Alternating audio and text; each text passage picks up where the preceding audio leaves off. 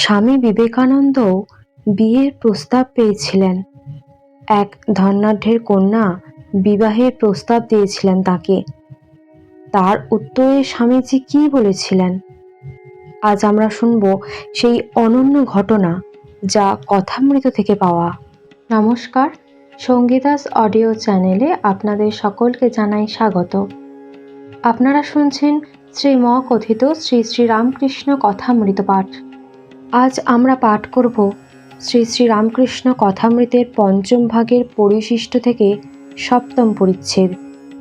এই পরিচ্ছেদে আছে শ্রীরামকৃষ্ণ, বিজয়, কেশব, নরেন্দ্র ও কামিনী কাঞ্চন ত্যাগ। আপনারা মনোযোগ দিয়ে শ্রবণ করুন, আশা রাখছি ভালো লাগবে। জয় ঠাকুর। শ্রীম কথিত শ্রী শ্রী রামকৃষ্ণ কথামৃত পরিশিষ্ট। শ্রীরামকৃষ্ণ, বিজয়, কেশব, নরেন্দ্র ও কামিনী কাঞ্চন ত্যাগ। একদিন শ্রীরামকৃষ্ণ ও বিজয়কৃষ্ণ গোস্বামী দক্ষিণেশ্বরে কালীবাড়িতে কথা কহিতেছিলেন। শ্রীরামকৃষ্ণ বিজয়ের প্রতি বলছেন, কামিনী কাঞ্চন ত্যাগ না করলে লোক শিক্ষা দেওয়া যায় না। দেখো না, কেশব সেন ওইটি পারল না বলে কি হলো শেষটা? তুমি নিজে ঐশ্বর্যের ভিতর, কামিনী কাঞ্চনের ভিতর থেকে যদি বলো সংসার অনিত্য, ঈশ্বরী বস্তু, অনেকে তোমার কথা শুনবে না। আপনার কাছে গুড়ের নাগি রয়েছে, পরকে বলছো গুড় খেও না। তাই ভেবে চিনতে চৈতন্যদেব সংসার ত্যাগ করলেন, তা না হলে জীবের উদ্ধার হয় না। বিজয় বলছেন, আগে হ্যাঁ, চৈতন্যদেব বলেছিলেন কফ যাবে বলে পিপ্পলখণ্ড তৈরি করলাম, কিন্তু উল্টো উৎপত্তি হলো, কফ বেড়ে গেল। নবদ্বীপের অনেক লোক ব্যঙ্গ করতে লাগলো, বলল, নিমাই পণ্ডিত বেশ আছে হে, সুন্দরী স্ত্রী, প্রতিষ্ঠা, অর্থের অভাব নেই, বেশ আছে। রামকৃষ্ণ বলছেন, এসব যদি ত্যাগী হতো অনেক কাজ হতো। ছাগলের গায়ে ক্ষত থাকলে আর ঠাকুরের সেবা হয় না, বলি দেওয়া হয় না। ত্যাগী না হলে লোক শিক্ষার অধিকারী হয় না। গৃহস্থ হলে কজন তার কথা শুনবে? স্বামী বিবেকানন্দ কামিনী কাঞ্চন ত্যাগী, তাই তাহার ঈশ্বর বিষয়ে লোক শিক্ষা দেবার অধিকার। বিবেকানন্দ বেদান্ত ও ইংরেজি ভাষা ও দর্শনাদিতে পণ্ডিতাগ্রগণ্য। তিনি অসাধারণ বাগ্মী, সেই কি তাহার মাহাত্ম্য? ইহার উত্তর ঠাকুর শ্রীরামকৃষ্ণ দিবেন। দক্ষিণেশ্বরের কালীবাড়িতে ভক্তদের সম্বোধন করিয়া পরমহংসদেব 1882 খ্রিস্টাব্দে স্বামী বিবেকানন্দ সম্বন্ধে বলিতেছেন, এই ছেলেটিকে দেখেছ?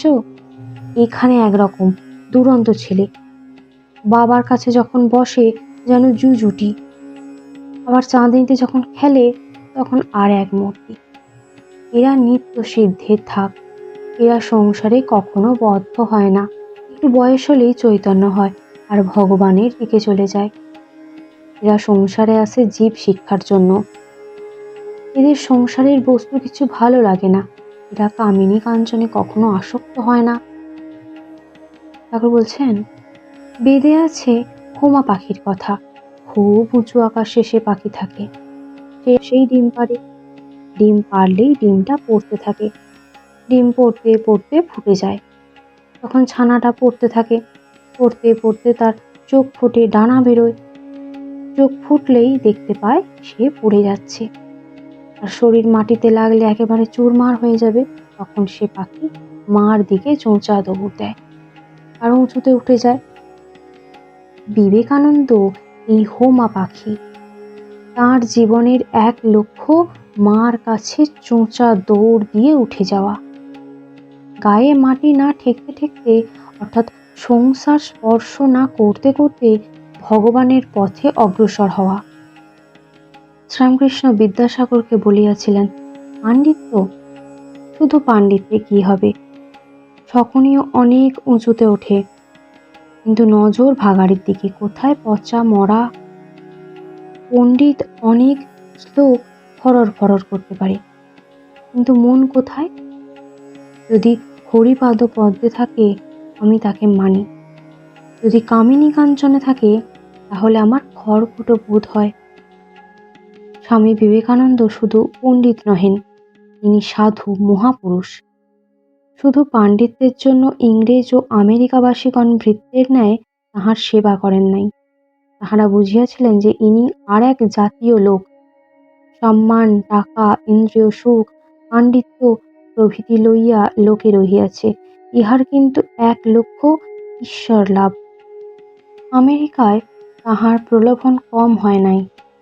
একই জগৎব্যাপী প্রতিষ্ঠা, তাহাতে সর্বদাই পরমা সুন্দরী উচ্চ বংশীয়া উচ্চ শিক্ষিতা মহিলাগণ আসিয়া আলাপ ও সেবা করিতেন।